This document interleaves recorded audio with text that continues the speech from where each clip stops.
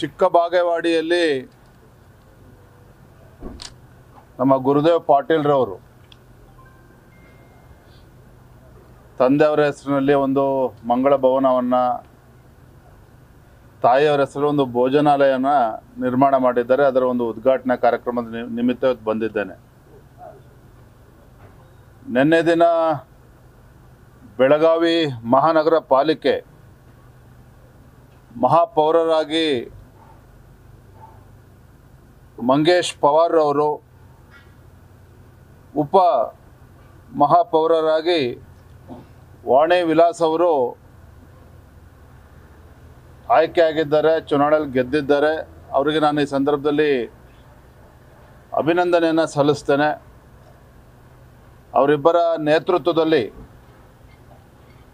ಬೆಳಗಾವಿ ಮಹಾನಗರ ಪಾಲಿಕೆಯಲ್ಲಿ ಅತಿ ಹೆಚ್ಚು ಅಭಿವೃದ್ಧಿ ಕೆಲಸ ಕಾರ್ಯಗಳು ಆಗಲಿ, ಅದರ ಜೊತೆಗೆ ಎಲ್ಲ ಸಮಾಜ, ಎಲ್ಲ ವರ್ಗ ಹಾಗೂ ಎಲ್ಲ ಭಾಷಿಕರ ಜನರನ್ನು ಒಟ್ಟಿಗೆ ತೆಗೆದುಕೊಂಡು ಹೋಗ್ತಕ್ಕಂಥ ಕೆಲಸ ಅವರ ನೇತೃತ್ವದಲ್ಲಿ ಆಗಲಿ ಅಂತೇಳಿ ಈ ಸಂದರ್ಭದಲ್ಲಿ ಅವರಿಗೆ ಶುಭವನ್ನು ಹಾರೈಸ್ತಾ ಇದ್ದೇನೆ.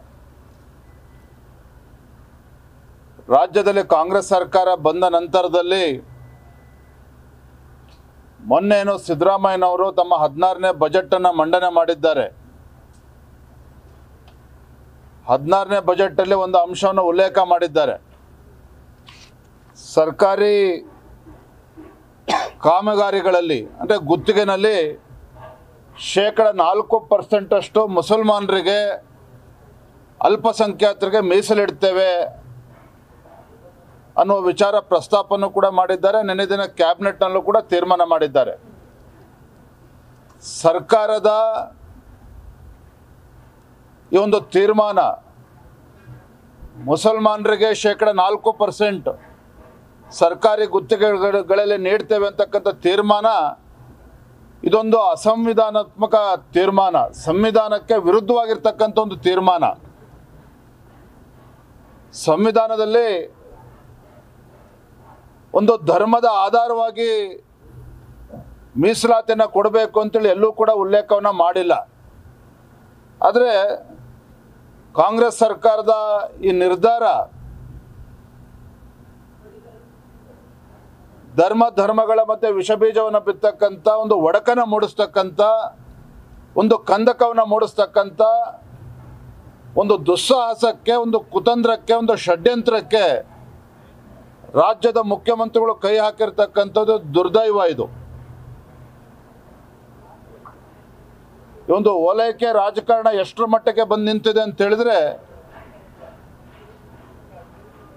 ಅಲ್ಪಸಂಖ್ಯಾತರು ಅಂತೇಳಿ ಮುಸಲ್ಮಾನರಿಗೆ ಇವತ್ತು ರಿಸರ್ವೇಷನ್ ಕೊಡ್ತಕ್ಕಂಥದ್ದು ಗುತ್ತಿಗೆನಲ್ಲಿ ಭಾರತೀಯ ಜನತಾ ಪಾರ್ಟಿ ಇದನ್ನು ಬಲವಾಗಿ ನಾವು ಖಂಡಿಸ್ತೇವೆ.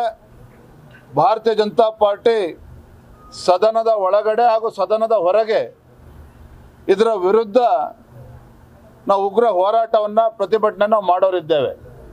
ಯಾವುದೇ ಕಾರಣಕ್ಕೂ ಈ ಸರ್ಕಾರದ ಇದು ಪ್ರಜಾಪ್ರಭುತ್ವ ವಿರೋಧಿ ನಿಲುವನ್ನು ಏನು ತೆಗೆದುಕೊಂಡಿದೆ, ಇದು ನಾವು ವಿರೋಧ ಮಾಡ್ತೇವೆ. ನ್ಯೂಸ್ ಫಸ್ಟ್, ನಿರ್ಭೀತಿಯಿಂದ ನಿಮ್ಮ ಪರವಾಗಿ.